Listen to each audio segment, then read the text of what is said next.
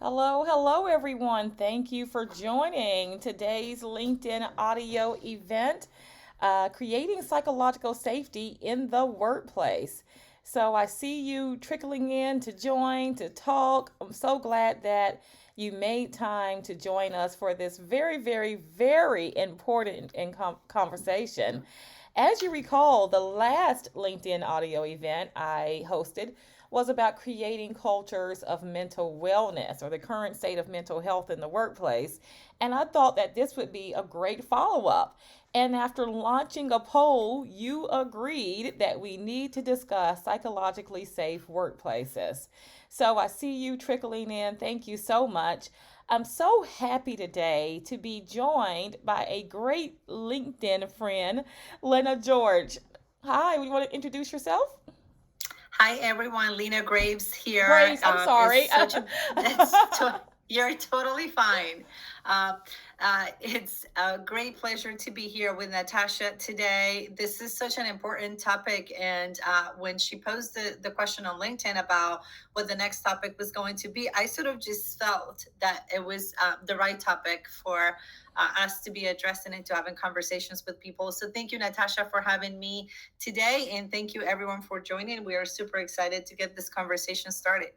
Absolutely. So, when I first posted this and I was thinking about, being psychologically safe at work, I thought about all the times in my career and in my close family careers where we didn't feel psychologically safe. And I didn't know what that term meant. Many years ago, 10, 15 years ago, all I knew was that there were certain actions that I felt that I needed to do to protect myself, if you will, or some people may say CYA, and we all know what that stands for.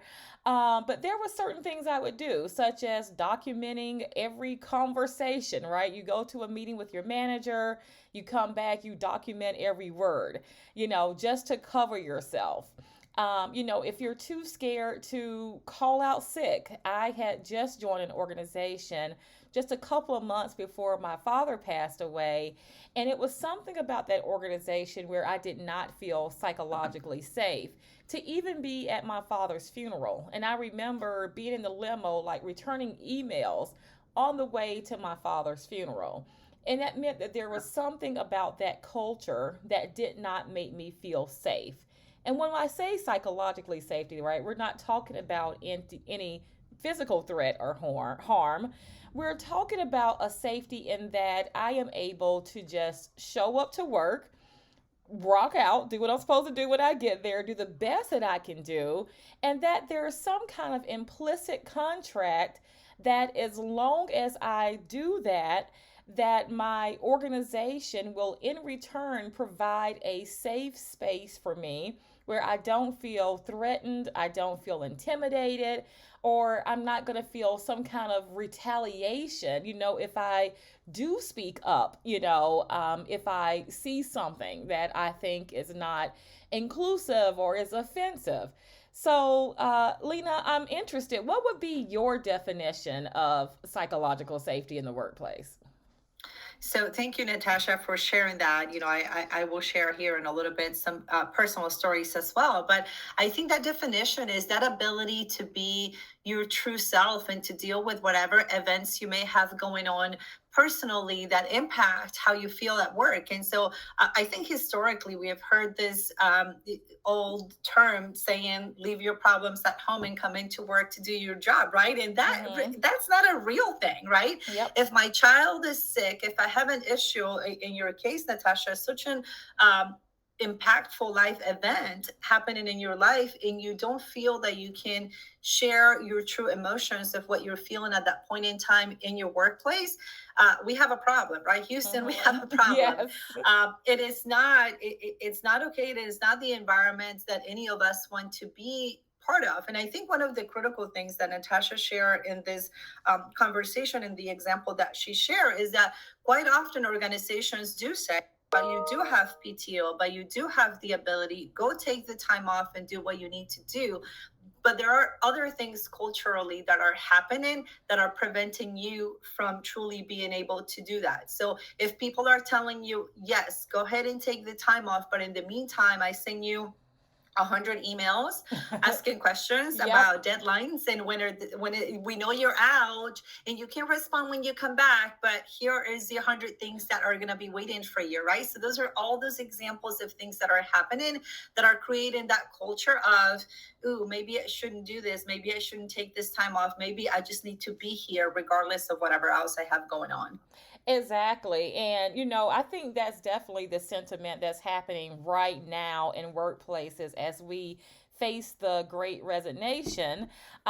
People feel burned out, and I've heard so many times, I'm not able to take vacation days because when I come back, you pay for it. It's like it's just Yeah. easier to just work than to take off from work. Or if I do take off, I feel the need to check my emails. I feel the need to automatically respond, or sometimes even going to bed at night. Should I, Mhm. turn off my phone? Is it okay to say, hey, it's 6 o'clock. I want to have dinner with my family, or 7 o'clock, whatever time that is with you.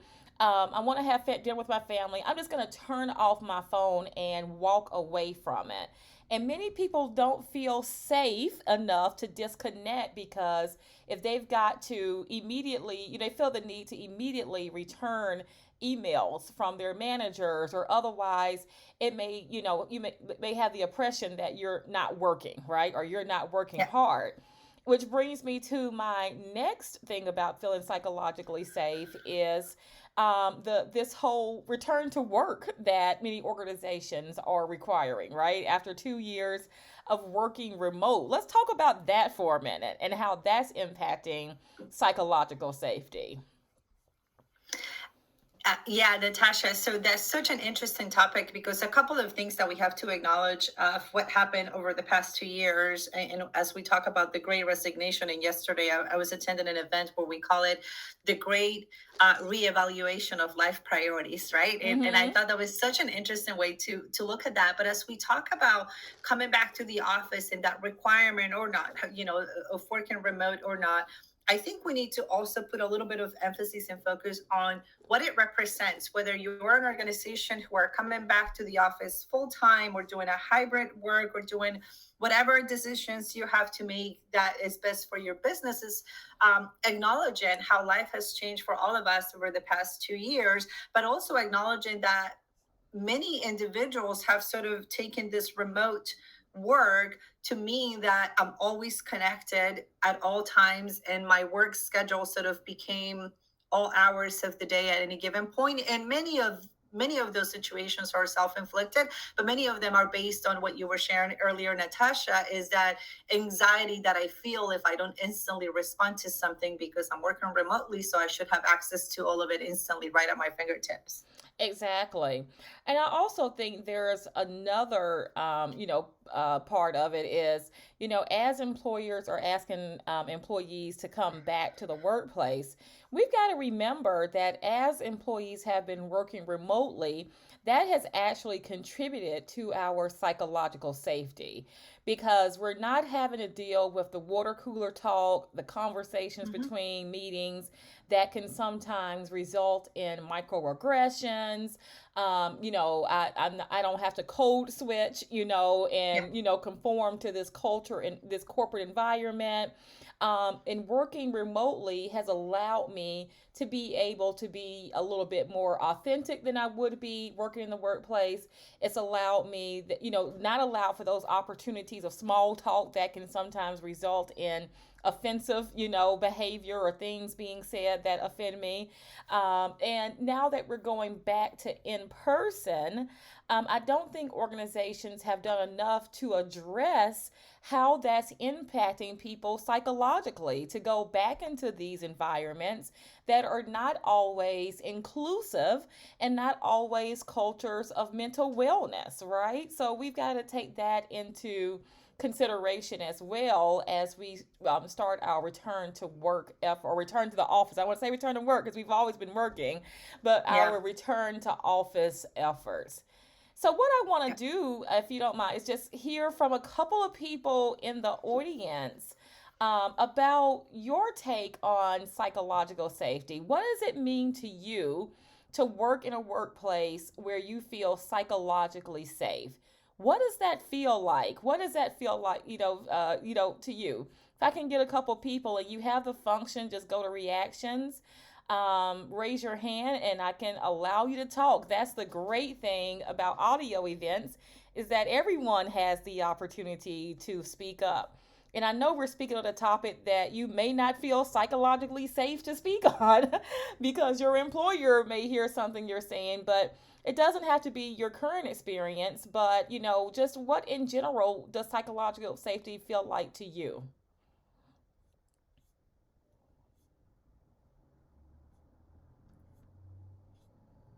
We got a quiet bunch today. All right, here we go. We've got somebody. Oh, we've got a few people. Okay, they were coming in slow. So we'll start with uh, Carrie or Corey.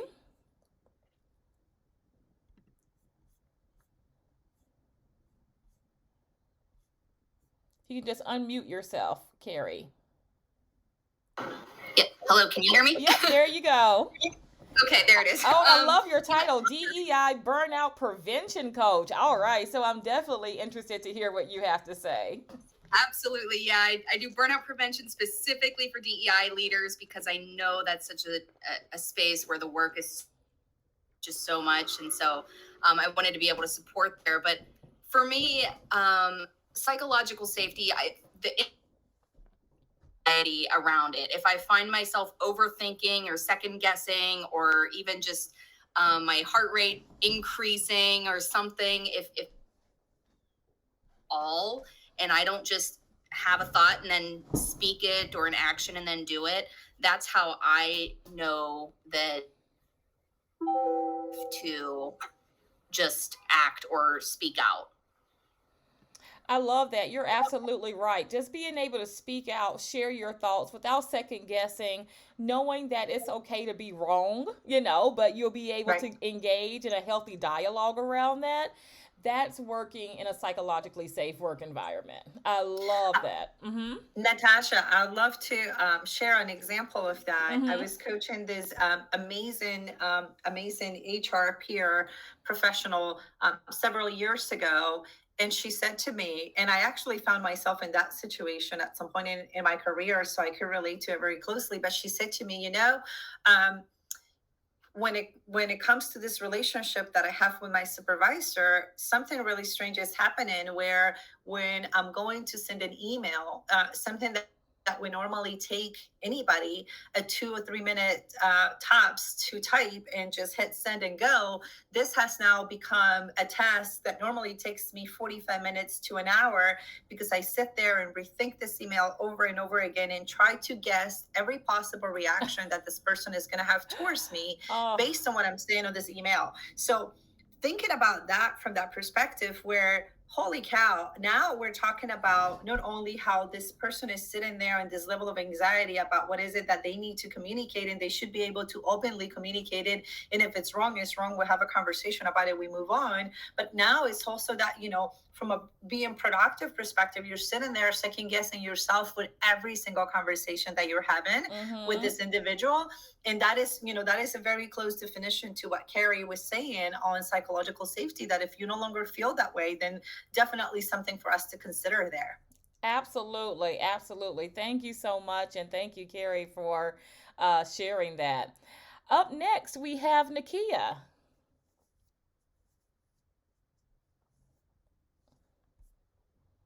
Hello. Hi. Had to get permission to unmute.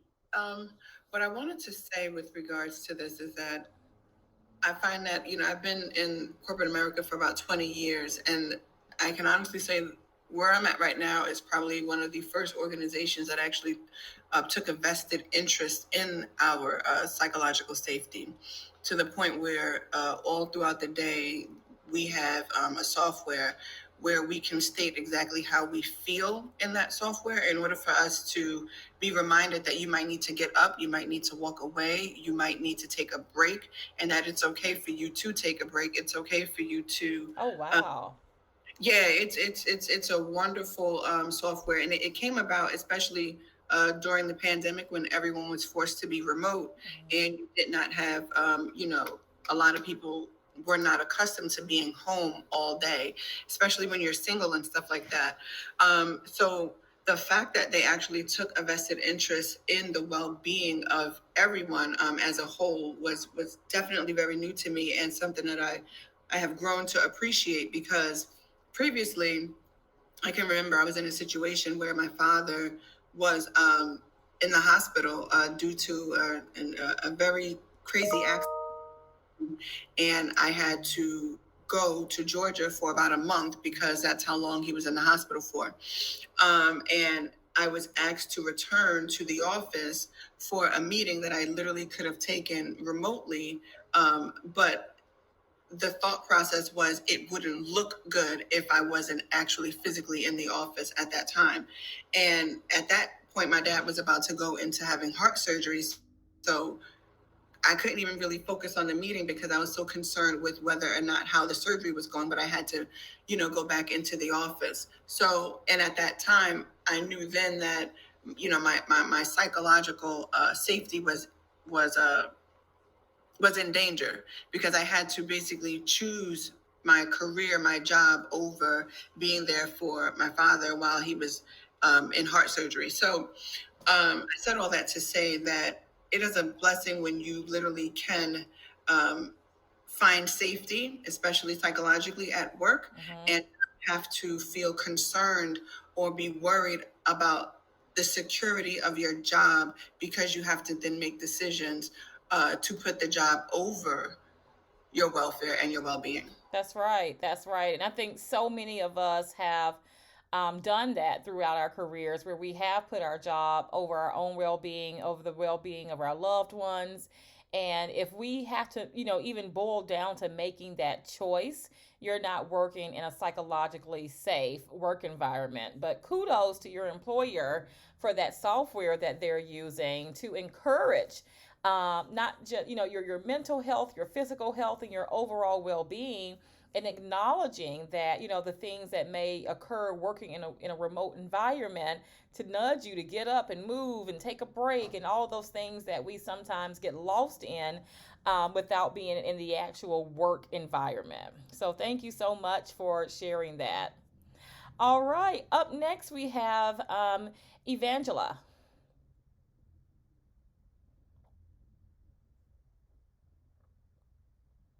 And if you can just unmute.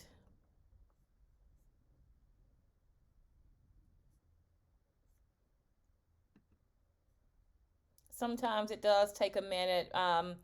LinkedIn, this is in beta testing these audio events, so we have to be patient. So, Evangela, while you're trying to unmute, we're going to move on to Nicole. Nicole, are you able to unmute? Yep, I'm unmuted. Good Okay. morning, everybody. Hi. Hi. Hi. So I just really want to add to the comment that Lena gave. That is really one of the things I've been experiencing for the first time in my 20-something career. Is indeed if you are so foggy and scared to even send out an email. And it's not even the email, it's just sitting at any task. If you have to worry about the return of what you do and it's being, a question, or it could be, taken this way or that way. So I feel whenever, for me, my body actually starts to react, where my Mm, shoulders go up and my head goes down, and just cramped at the computer and wondering, am I doing this right? Is this going to be okay? What if I make a mistake? Every task takes long, and it's really exhausting. For me, it's a very, very exhausting experience mentally.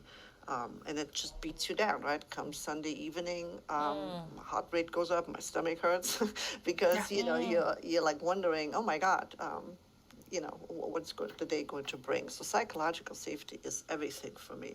To go in there, bring your authentic self, the mistakes and all, because we learn out of mistakes. At least that's what I taught my children. That don't be afraid to make a mistake because you learn out of it.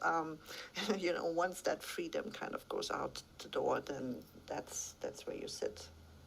And Nicole, just such an important part of that, right? Because I think you mentioned something that, in addition to your mental well-being, and that anxiety that causes environments where you don't feel psychologically safe also cause other types of illnesses, right? Our bodies start responding to the way that we're feeling, and then you feel sick to your stomach, all the things that you described. And when you think about that, you think about, what am I then given to the organization? It goes beyond whatever is it that you can contribute to the organization as an employee. Then it just goes beyond about what is happening to me personally and physically. I will share another quick example. Many years ago, very personal example, and one that I haven't shared publicly before.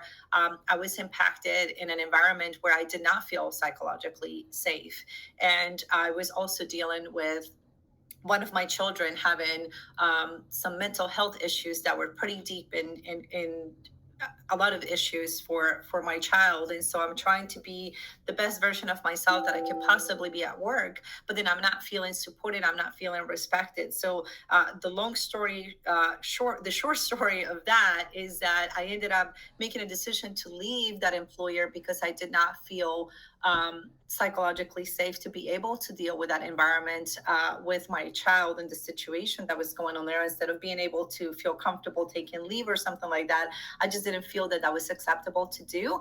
And what ended up happening, just solidifying that decision, is I said, you know what, I'm going to put in my proper resignation notice, but I'm going to take some time before that. I'm going to take some time to address some very critical time bound things that I needed to address. And during that time bound environment, I received hundreds of emails about the things that needed to happen, and what needed to transpire in my transition and out of the company, because I made the decision to resign before taking leave in order to just kind of do things the right way. And it really just solidified that decision to say, is it worth it, right? That's when you start asking the question, is it worth it? Is the environment that I'm in totally worth it? And that's when I made the decision many years ago to move on and be a consultant and do the things that I do today for people, which hopefully is having that conversation about feeling safe and making sure that you're putting yourself first before anything else. Yeah, this is really important what you just said. What kind of a contribution are you now bringing to the organization? If you feel you can't really, say or do the things that you think were right, then it's like this vicious circle. Then all of a sudden it's like, well, you're really not producing, or you're really not stepping up. It's like, well, yeah, because I don't feel safe to do so, right? And then in the end, for me,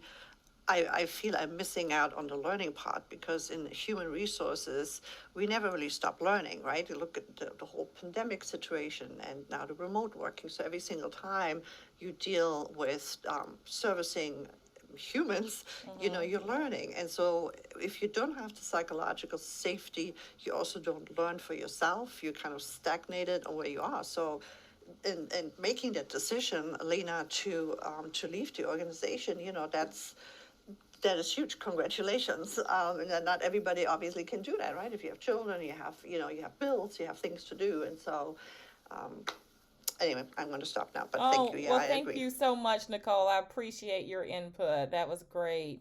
Let's move on to Patricia. Hi, Patricia. Hi, Natasha. First, I wanted to thank you very much for this timely and really interesting topic. So I a couple of things to say. One, I coincidentally was giving sexual harassment prevention training this morning. So, of course, I saw your topic come up and I thought, boy, that sure dovetails, doesn't it? Yes, it does.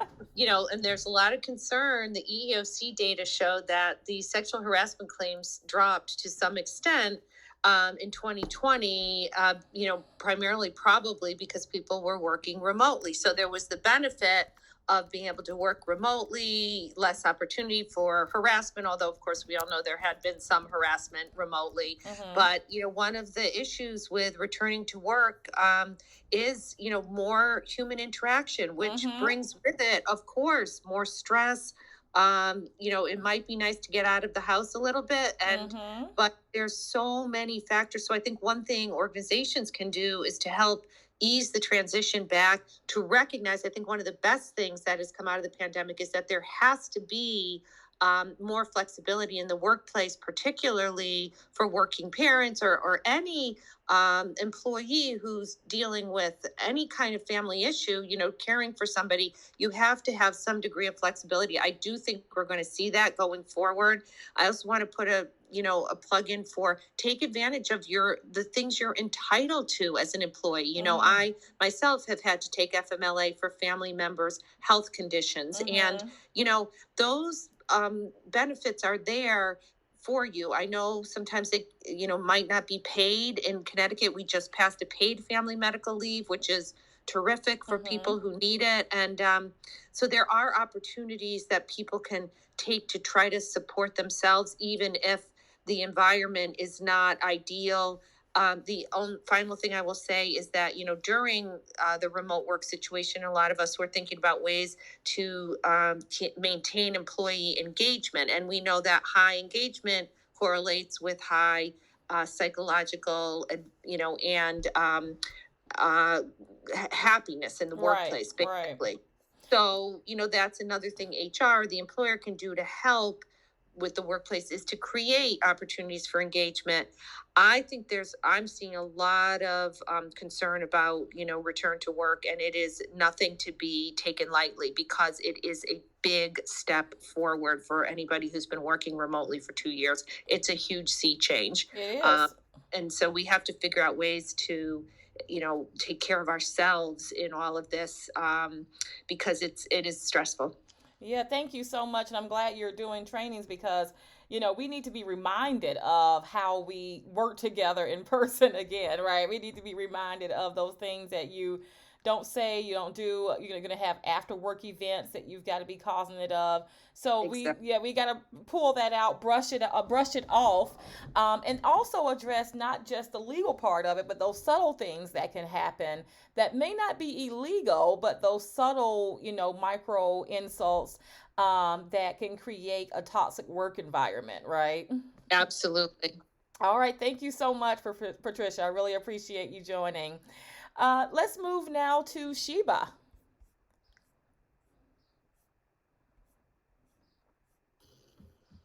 Hello, can you hear me? Yes, we can. Oh, great, great. Yes, my name is Sheba. So Sheba, grateful for this. sorry. No worries, no worries at all. Yeah, so as I'm listening on indicators of psychological safety, some themes I've already heard are permission to show up authentically with our needs, permission to show up imperfectly. That would be so nice. And Mm-hmm. another thing I'm thinking of is the permission to share feedback upward with Mm-hmm. confidence that you will be seen and heard and responded to with tact and warmth, Mm-hmm. especially if they disagree. Yep, exactly. I mean, you dropped the mic right there. Just to be able to speak up, to share things, and engage in a constructive dialogue around it, right? Without fear of retaliation or retribution. Exactly. So if your internal censor is on and holding you back, that is information. Yep, absolutely. Absolutely. Thank you so much for sharing that. Let's move to Valerie.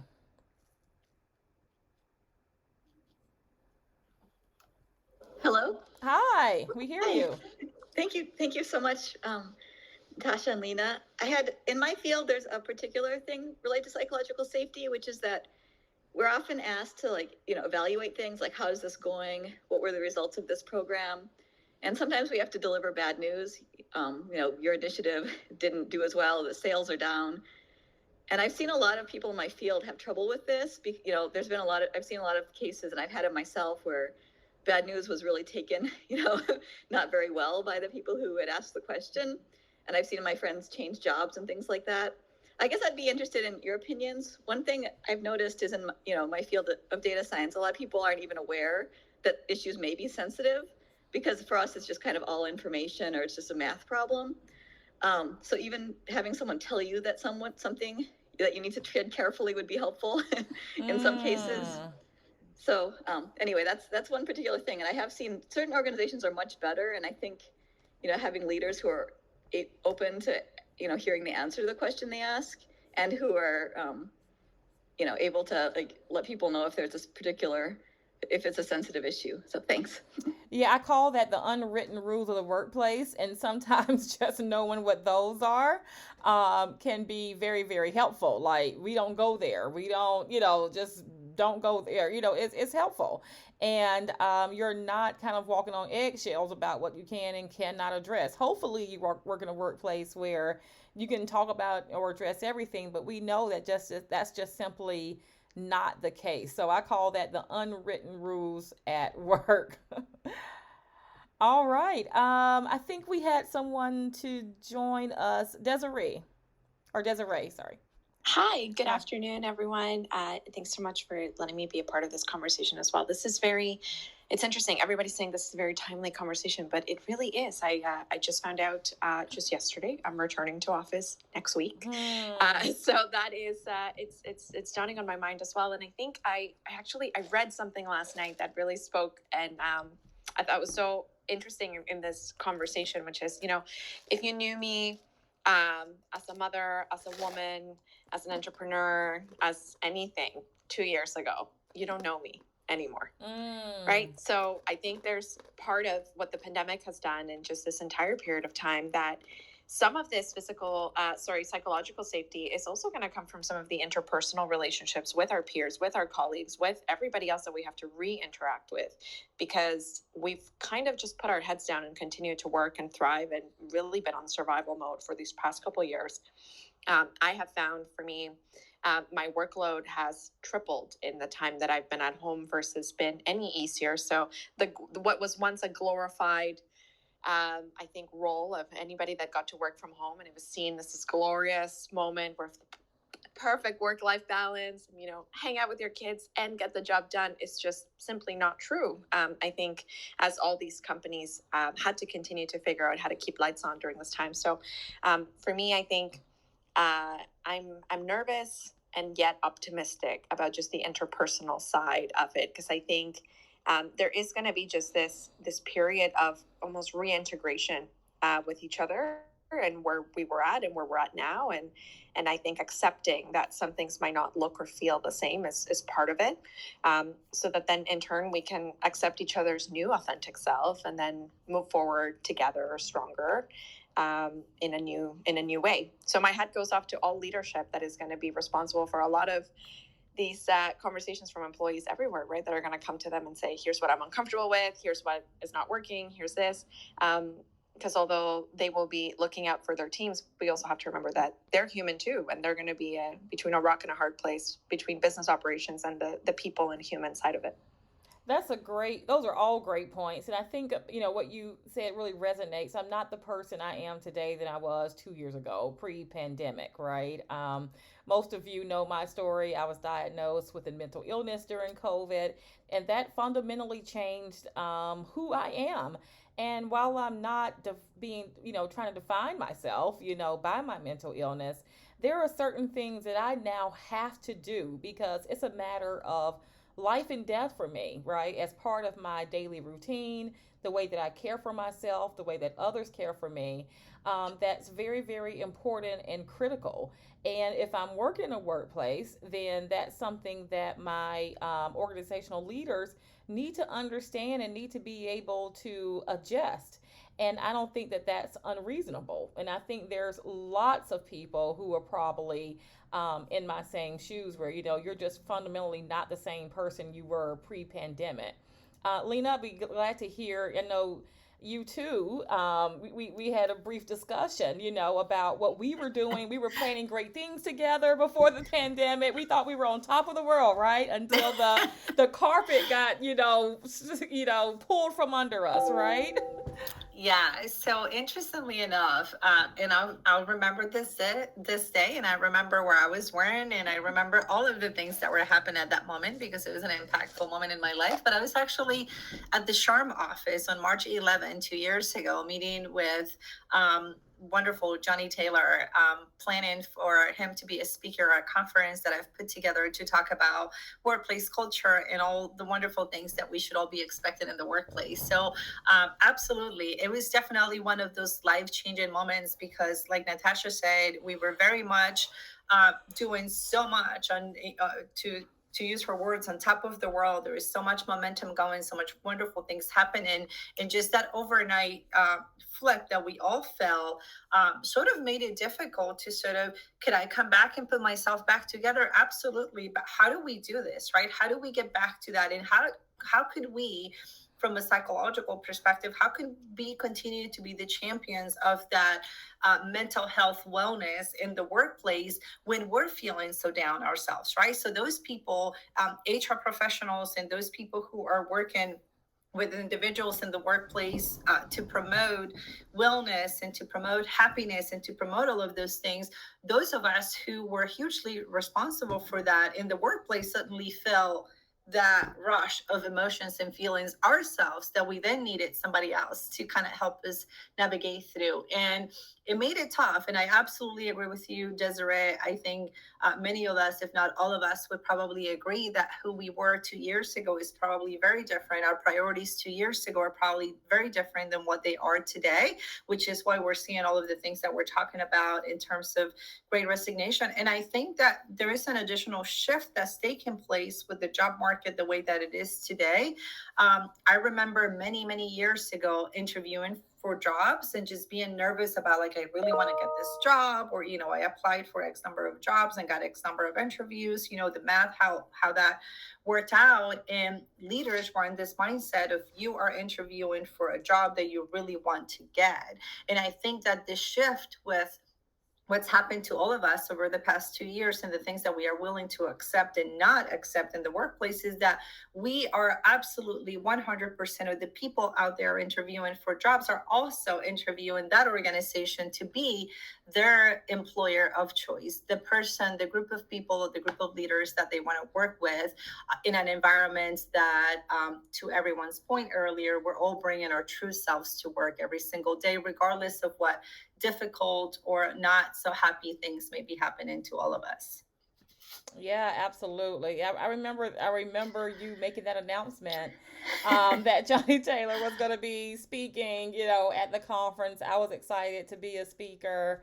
I was planning my conference, and I mean, it was just so many things that were happening that just didn't happen. But I think what we know now is that we have to move forward. It is going Mhm. to look a little different. It's going to feel a little different. I don't take days for granted anymore. Every single day, it's like, oh, I made it through a day. I made it through successfully. And I don't assume that I'm going to have such a great day tomorrow. And I think that was something I took for granted pre-pandemic, that I'm very, I come from a place of gratitude now.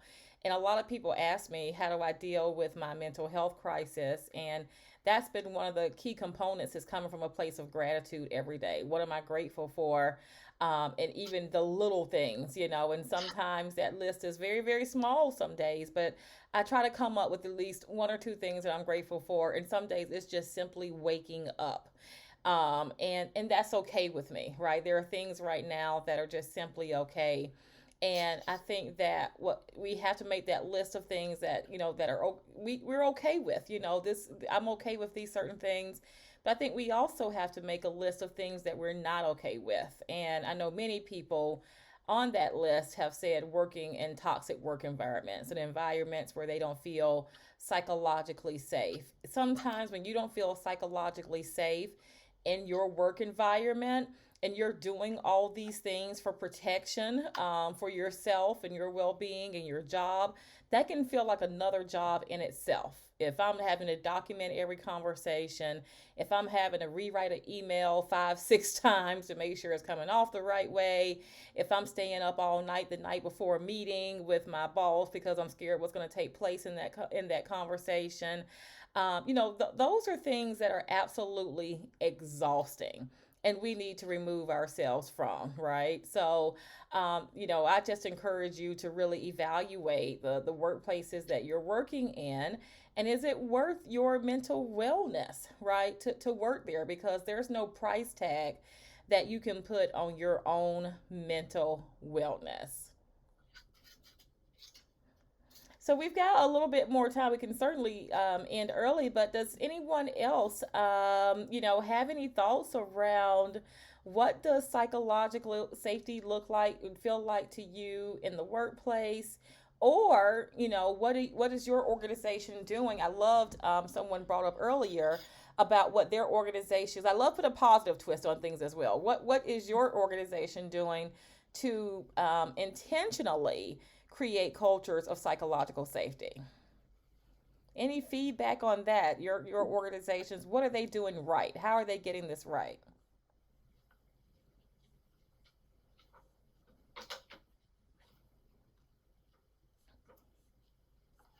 While we wait for others to join, Mm-hmm. I'll share a little bit about an event that I attended yesterday that I mentioned Okay. earlier, Mm-hmm. where this organization actually, what they do is, they provide those life coaches, so to speak, but in a business environment, very much not directly intended to mental health and mental health professionals, but truly just life coaches that Mm. you can have conversations with about, whether things are related to work or whether they're personal things. And so, what organizations can do is bring this company on board as a benefit to their employees, so they can have, a life coach, which I thought it was pretty amazing. Mm-hmm. And I've seen a lot of companies really jumping on board with saying, yes, historically, I think organizations have been good at providing executives with, an executive coach and all of Mm-hmm. those things, which Mm-hmm. is great. But I think we need to acknowledge that this is something that everybody needs, right? And so, any companies who are doing that, I think is a phenomenal way to utilize benefits for the company that go beyond your health insurance and your pay time off and all of those kinds of things. Absolutely. Yeah, I've been encouraging that. I've been encouraging, counselors on demand and, for organizations, to create mental wellness. If I'm having a day where I'm just breaking down, I don't feel psychologically safe, to be able to pick up a phone and talk to someone, I think would be a great, advantage for organizations, right? Because maybe I'm reading way too much into a situation. Because a lot of us, come into our organizations with PTSD, right? It's, because of the way Yep. our previous organization treated us or the culture there, we bring that trauma with us to our new organization. Right. And a lot of times our new organization hasn't done anything to deserve, that distrust that we may have, but it's that PTSD. And sometimes we need the opportunity to be able to speak with a third party to say, hey, this is what's going through my mind. Maybe I'm making things up. I'm reading too much into something. Let me get your thoughts. Like, how many of you, and you can use the reactions, you get an email from someone and you see they CC your boss, and that, like, completely unhinged you, like, why would they CC my boss? And then you're like, oh, do they not trust me? Da, da, da, da. I don't see any I know you've all been there because I know I've been there. I'm like, why did you CC my boss? What does that mean? Thank you. I see those coming in now. What does that mean? You're CC, and I'm just completely reading too much into it. And but that can take up mental space. That can take, and that if my mental space is being taken up, then my creative space, my innovative space, my space to achieve optimum performance is not there, right? So, again, it's about, having the opportunity to speak to someone, is what we were talking about, whether it is that life coach or some kind of counselor, that's on demand, where employees can talk things out. And a lot of times you do feel so much better if you're able to talk things out with someone. But unfortunately, a lot of times we don't feel comfortable talking to someone that's actually working because we have just such distrust. Is this going to Right. get back to someone? And I think this happens too a lot, Natasha, with the HR population, where there is been. I mean, is part of the headline of this live event, where if I go to the HR person, and sometimes all I want to do is I just want to be heard. I just want to get somebody else's perspective. I Mm-hmm. don't necessarily want this to become an HR issue, right? And Mm-hmm. I'll speak to my fellow HR professionals out there, where the HR hat gets put on instantly, and Yep. sometimes people just want to be heard. So having services and people and organizations like that can do that outside for Mm-hmm. your employees is not only important, but then it also gives that HR professional that same outlet, right? Because I think let's face it, so many professions kind of took a beating over the past couple of years. Healthcare, Mm-hmm. all of the above. HR being one of them, right? Listen in, and then so those professionals also need that outlet. And so Mm-hmm. I think that is so important to make sure that there is those services and those individuals out there that people truly feel like, okay, this person can't turn this into an HR issue, or this person can turn this into you didn't do your job kind of situation. I just simply want to get somebody else's perspective as an outsider coming in of how could I have this conversation with this individual so it doesn't turn into something major. Yep. Absolutely. Absolutely. So before we close out, or does anybody else have something that they want to share in regards to what does psychological safety in the workplace mean to you, or what organizations to do can do to create more psychologically safe workplaces? And again, I know this is a very sensitive topic. If you're working, you may feel as if it's going to get back again. You may not feel psychologically safe to talk about psychologically safety, and that's okay. At least you came, you listened, you learned, and more importantly, you don't feel alone, right? Because I'm sure I have read everything that everyone has shared with me today. I have resonated with, and been there, done that. So sometimes when you don't have a feeling of you're alone in something, or it's not just happening to you, that can create psychological safety because you don't take it as personal, right? Like, oh, here's somebody across the country that I don't even know and they're experiencing the same thing. So it's not just me, it's an organizational culture matter, right? And that helps us to give us peace just a little bit more. Not to say it's right, but it does give us just a little bit more sense of security. So, just as we close out today, I encourage you, first of all, just a couple of tips. Number one, take care of you, set your own boundaries, determine what, wellness looks like for you, and talk to your leader about that. What are your boundaries? What does psychological safety mean to you? Because it's important that your leaders understand that. If your brain space and mind is being taken up with these things that we just talked about, right? I can't speak up. I have to rewrite emails. I have to document everything. You are not performing to the best of your ability. And it is at your organization's best interest that you do perform to the best of your ability. So I encourage you to talk to your organizational leaders if there is something that's becoming a barrier for you to be able to do that. And I think we do have someone else that wants to speak. So let me let them in now. We have uh, Katya, and you can correct me.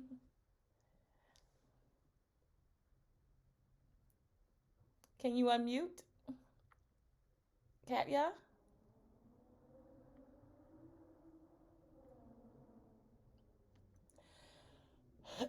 So sorry. Sometimes it's hard to unmute on these things.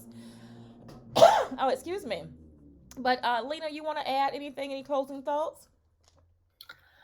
I really think that it's just a matter of all of us making a decision of what environments work for us or not, and that it is okay to speak for yourself, and it is not okay to not feel safe about speaking for yourself. And that if we're being reasonable and we're having those feelings and thoughts, that perhaps it's time for us to make a decision to move on. And I think that's hugely important and sometimes difficult because we create an emotional attachment to our workplaces and the people that we work with. So I think we all need to make that independent decision to say, what is it that is acceptable for me to be a contributor, a successful contributor of this organization, and what is not acceptable for me. And we can, when we come to that conclusion, we can clearly make decisions for ourselves. Absolutely, absolutely. All right, Kat, you want to give you just see if you can unmute. All right. So, again, this platform is in beta testing. So they're still working out some bugs. So my apologies if you were not able to speak today and you wanted to. But I do want to thank you all for joining. This has been a wonderful conversation. Just so you know, I did record it and I'll be sharing bits of it once I do a little bit of editing. This one and the previous one I did on the mental health town hall. Stay tuned to my profile so that we can discuss and I can hear your thoughts on what we should talk about next because I love, love, love these conversations and I absolutely appreciate you taking the time out of your Friday to join me. Lena, it's so good to partner with you again.